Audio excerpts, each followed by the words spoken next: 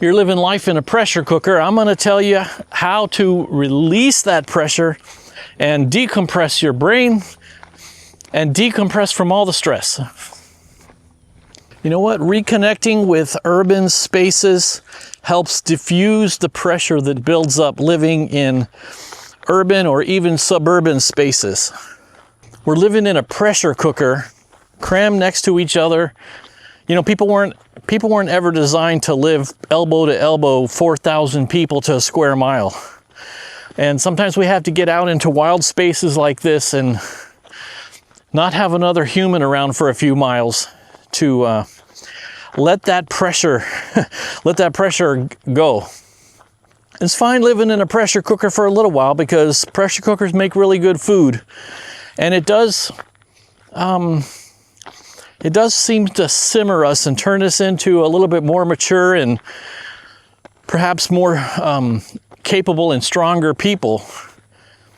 But that doesn't mean we have to stay in the pressure cooker all the time. Sometimes we got to let the pressure off, and the way to do that, the way that I do that, is getting out into these wild, desolate spaces. This here's the Everglades. I'm surrounded by fish, birds, and alligators.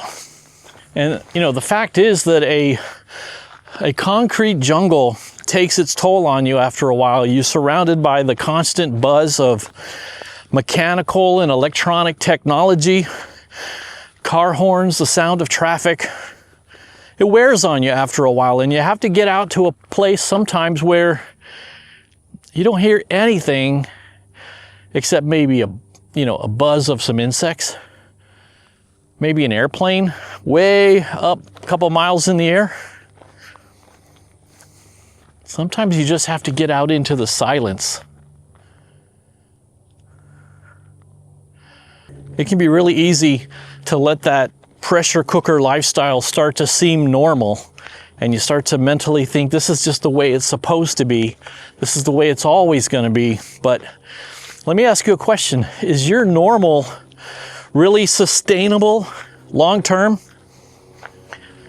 Not without a break. Oh, that's a Robinson 44. I flew one of those in Little Nettie Goes to War. No, you need to get out of the pressure cooker now and then and let your brain sort of decompress. This place is really gorgeous. I wish you could smell it. You know, I lost probably 95% of my sense of smell. I think it happened the second time I got COVID, and I really don't smell average day-to-day smells, but I can smell really strong things. And coming out to nature like this, it's one of the nicest things about it for me is I'm finally able to smell something, you know? It's the water, the dirt, the grass. Even this dirt road has a smell that even I can smell it. This is pretty neat. This is a pumping station. Lifts water from one side of this elevated gravel road and pumps it down into this. Can you see this? I can tilt this down a little bit.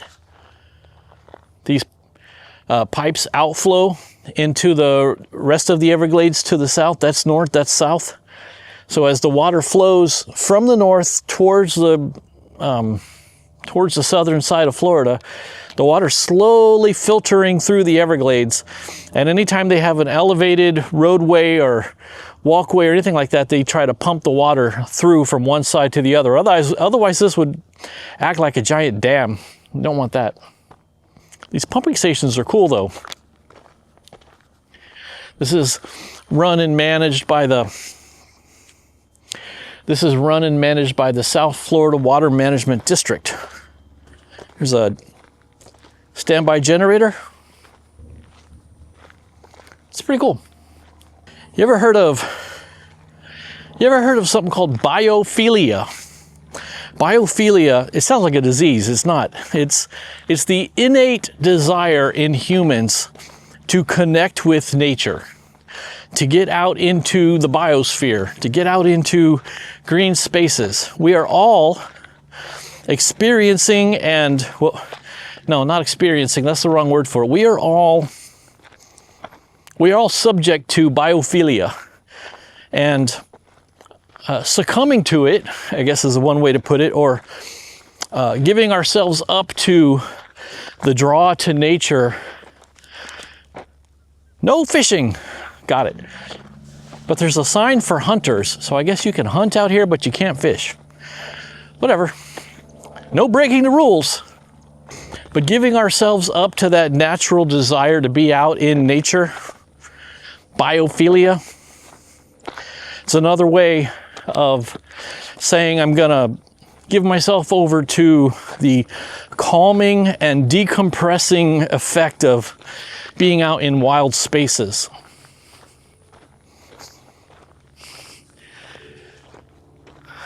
I'm gonna have to follow that trail one of these days and see where that goes. So you want a digital detox? Micro dose on nature. I'm probably only gonna be out here for an hour or so. And if you consider an hour or so in the middle of a week, it's not that much time. What is there, 168 hours in a week? Spending 1 hour out of 168 hours. Oh, mockingbird. Whole bunch of mockingbirds. That's our Florida state bird. Yeah, micro dose on nature. Get yourself out for an hour out of the 168 every week. It's one way that you can cultivate unsinkable resilience. How about that, huh? You know, hiking is a very popular pastime. I never really thought of myself as a hiker. I never really thought of myself as someone who participates in hiking as a activity. And it dawned on me yesterday, I am a hiker.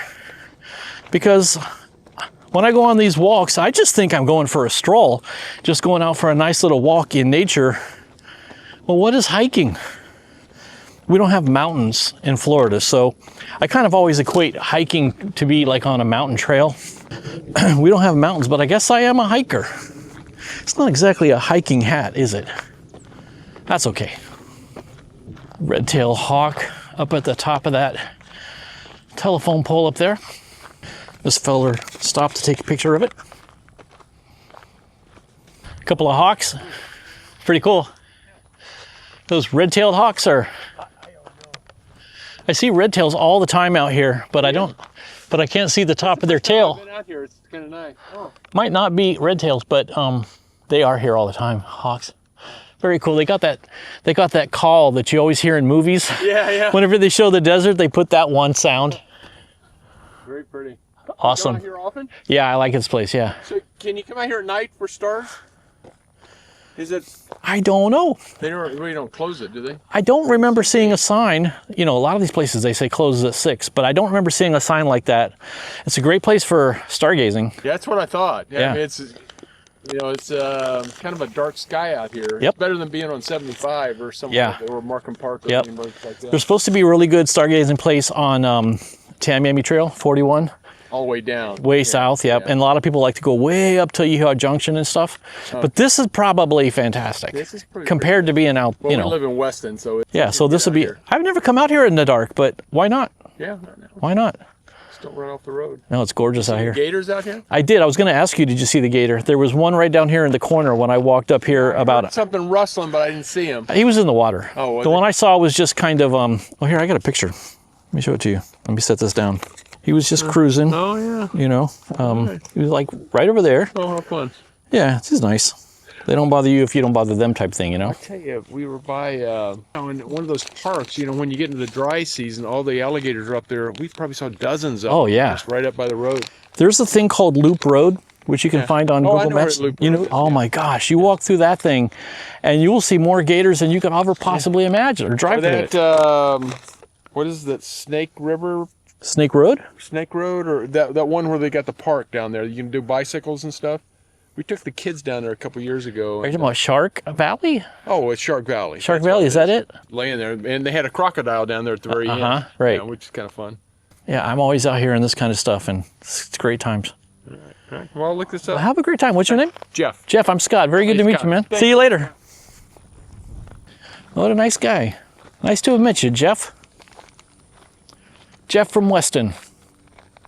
Well, hey, if you made it this far, obviously you like this kind of stuff, so why don't you plan on coming out to this channel this Wednesday night at 8 p.m. Eastern. I do a live stream every single week, Wednesday night. All the folks who are friends of the channel, all the regulars come out and we hang out in the chat and encourage each other, tell each other what we've been up to. It's a great time. You'll make some new friends.